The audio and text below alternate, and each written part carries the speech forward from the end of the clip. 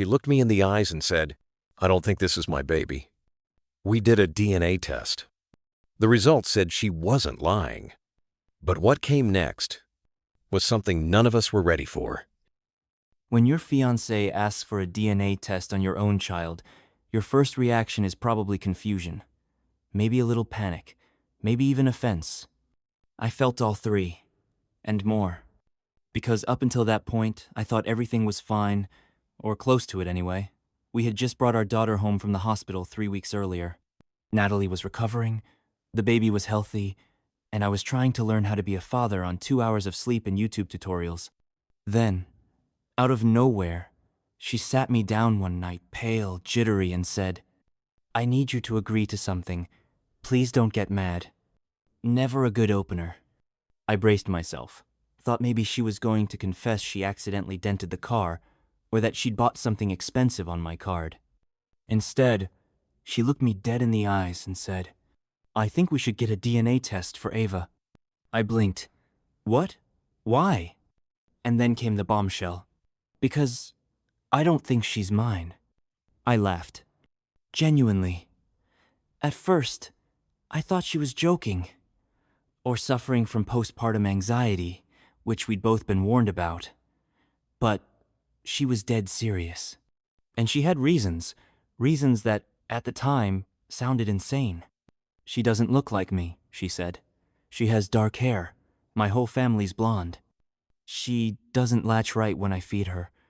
It feels wrong." She didn't cry when I held her that first time, like she didn't recognize me. I tried to calm her down, told her babies don't always look like their parents right away, that her hormones were messing with her head, that she was exhausted and overthinking. But Natalie wasn't hysterical. She was eerily calm, focused, like she'd been rehearsing this speech for days.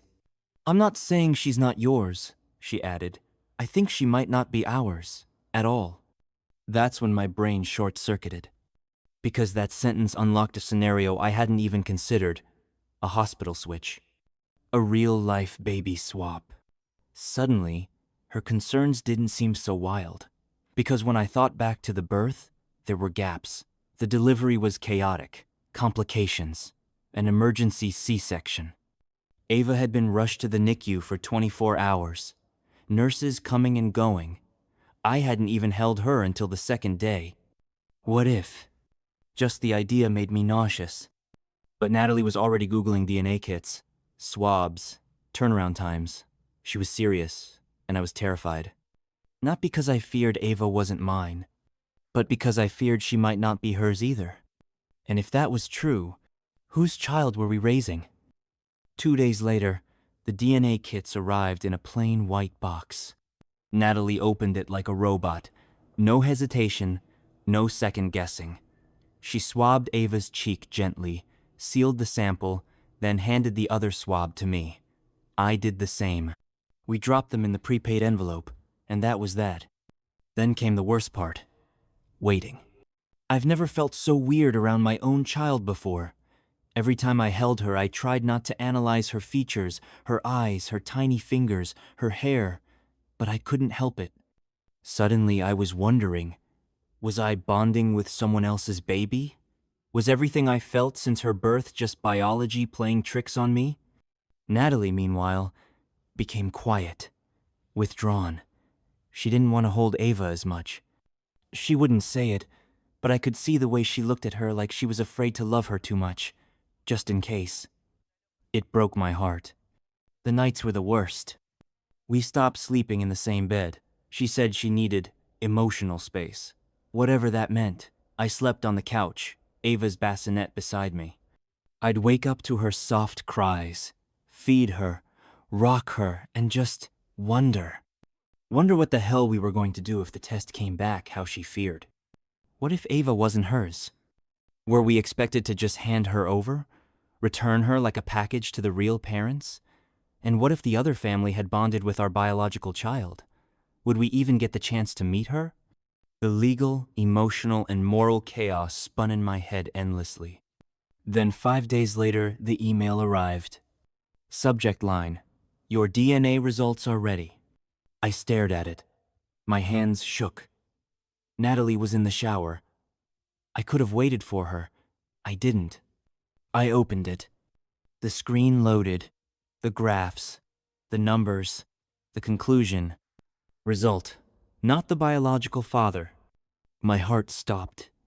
I read it again. And again. It didn't change. I wasn't Ava's father. Everything inside me caved in shame, confusion, rage. But just before I could let that sink in fully, I scrolled down. Second result. Sample comparison. Ava and Natalie, not biologically related. I froze. I wasn't the father. She wasn't the mother. I stared at the screen like it was a joke, like someone hacked the lab server just to mess with me. My mind kept trying to come up with logical explanations, lab mix-up, mislabeled samples, bad data. But the tests were from two separate samples, with separate tracking numbers, and the same conclusion. We weren't her parents. Natalie walked into the room in her bathrobe, towel on her head, humming something. I must have looked like a ghost, because she froze instantly. What happened? I couldn't speak. Just handed her the phone. She read it once, twice, and then she sat down slowly, as if her legs gave out under her. No, that can't be right. But it was. We double-checked everything: names, barcodes, sample IDs. There was no mistake. The results were confirmed. Ava had zero biological relation to either of us. Natalie started shaking. Her breathing turned rapid, shallow. We need to call the hospital, right now. I nodded, still in shock. I wasn't even angry yet, just disoriented. Like we'd been living in someone else's story, and were just now waking up.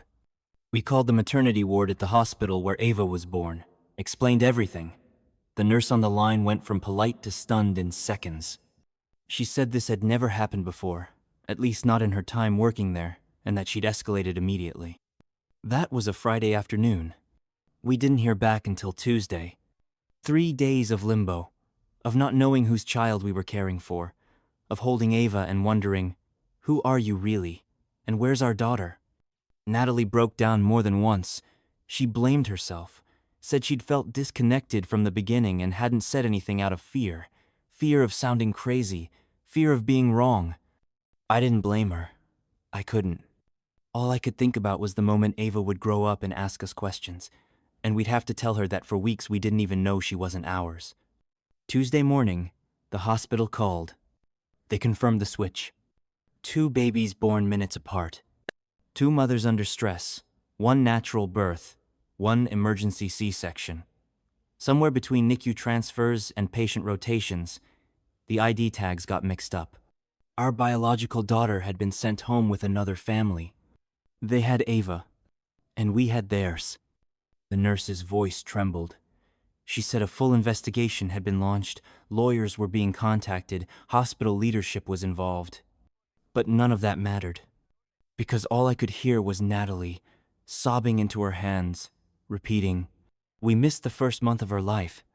We met them 2 days later in a quiet, sterile hospital conference room, under fluorescent lights that made everyone look a little paler, a little more afraid.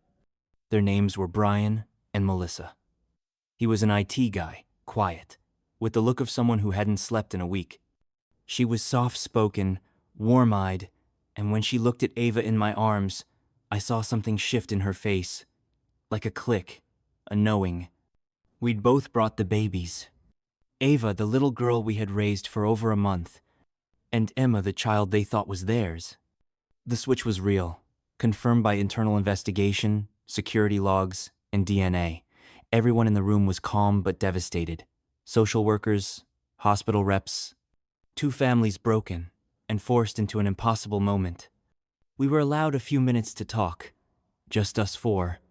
No lawyers, no staff, just 2 couples who'd unknowingly raised each other's daughters. It wasn't awkward, it was heartbreaking. Melissa burst into tears when she held Ava. "I knew something was off," she whispered. "She never looked like me. But I didn't want to be the crazy mom who said it out loud." Natalie and I just nodded. We understood that completely. I asked to hold Emma. She was tiny, light, warm. When I looked into her face, my chest seized. She had my eyes. Natalie gasped when she touched her cheek. I felt it, she said, voice shaking. Oh my God, I felt it. It was surreal, intimate, awful. Because as beautiful as that moment was, it also meant goodbye. We were asked to make a decision, whether we wanted to do an immediate exchange or go through a transitional plan, slowly shifting both babies into their biological homes over the next few weeks with shared visits and support. It was a brutal question. There was no right choice. Melissa said she couldn't handle a slow goodbye. She'd rather rip the Band-Aid off. Natalie agreed. And just like that, we handed Ava to her real parents and received our daughter in return. There's no guidebook for how to bond with your biological child after giving up the one you raised. The house felt too quiet the first few days, too still, like something had been surgically removed. No late-night cries, no tiny feet kicking in the bassinet, just silence. Natalie barely spoke. I barely ate. We'd both go to Emma's room and just stare at her as she slept, searching for connection in the shape of her nose, the curl of her lip. She was ours. Undeniably. Genetically. But emotionally, we were strangers. And that realization hit harder than anything. Because even though we had found our daughter, it still felt like we had lost one too. Natalie broke down on day 4, held Emma, sobbing, saying, I feel like I'm faking it. She confessed she still thought about Ava, her smell, her laugh, the way she gripped her pinky when she slept. And I couldn't lie, I felt it too. The guilt, the ache, the split loyalty. We tried therapy. The hospital offered sessions with trauma counselors and support groups for NICU families, but nothing really prepared us for this kind of grief. It's not like a death. There's no funeral. No goodbye party. The baby you lost is still alive, just not yours anymore. It's a very specific kind of heartbreak. Brian and Melissa were kind. They sent photos of Ava once a week, little updates. Her first smile, her first bath at home.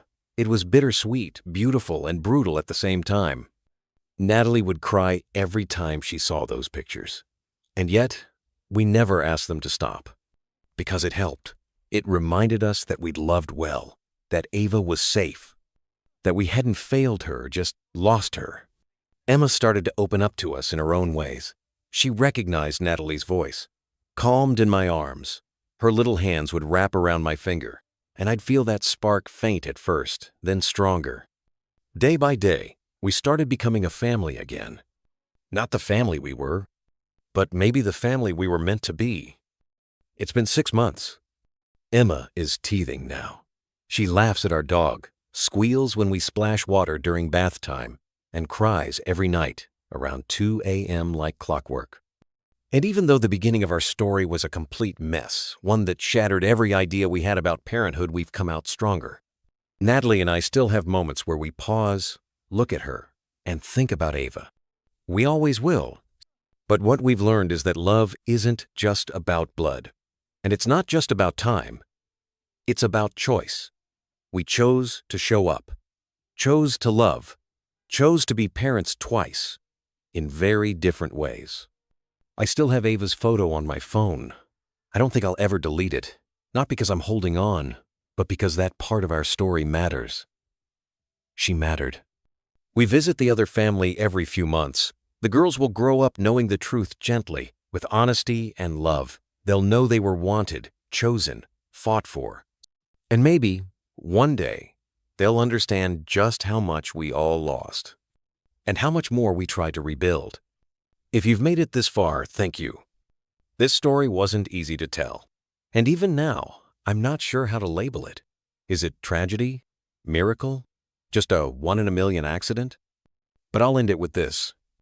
If you found out the baby you were raising wasn't yours, what would you do? Would you want your biological child back? Would you be able to say goodbye? Would you even tell anyone?